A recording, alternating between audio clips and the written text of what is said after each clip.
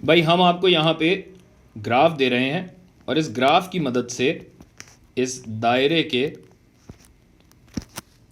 पैराए बताएं। लेकिन दायरे के तो पैर ही नहीं होते। नहीं भाई, पैराए का मतलब है उर्दू में पैरामीटर्स, यानी वो चीजें जो दायरे को दायरा बनाती हैं। यानी दायरे का मरकज यानी सेंटर और उसका मुहीत यानी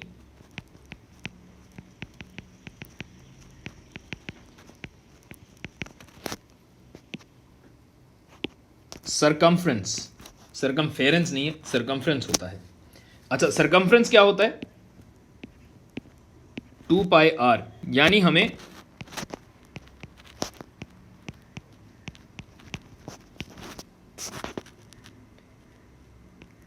रेडियस या निस्फ कतर, ये दो हमारे पैराए हैं।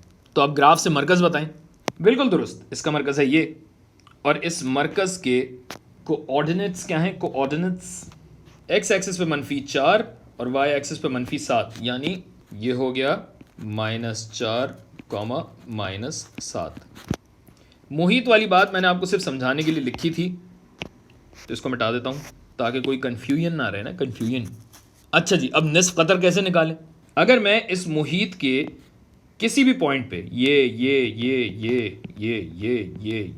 वाओ, इनमें से किसी भी पॉइंट तक एक खत खींचूं तो वो निस्फ कतर होगा। तो अगर मैं अपना खत यहाँ तक खींच दूं तो ये निस्फ कतर यानी रेडियस होगा। और मैंने इस पॉइंट का ख़ास तौर से इसलिए इंतखाब किया कि मैं इसके कोऑर्डिनेट्स बराह रास्त बता सकता हूँ, मतलब यहाँ या यहाँ नहीं ले सकता था। और जाहिर है आप ये भी पॉइंट ले सकते हैं, ये भी ले सकते हैं, ये वाओ।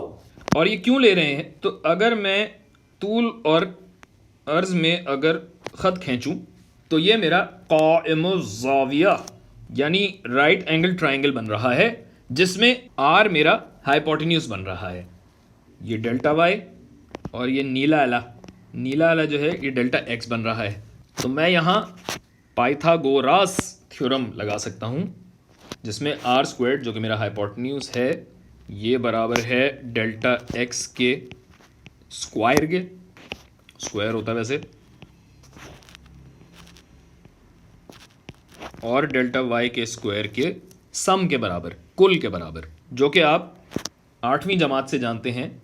तो जनाब मेरा आर होगा अंडर रूट डेल्टा एक्स कितना है? 1 यूनिट है, तो ये 1 का मुरब्बा होगा, और डेल्टा वाई 2 यूनिट है, ये 1 ये 2 यूनिट, तो ये हो गया 2 का मुरब्बा, जो कि बनता है अंडर रूट 1 जमा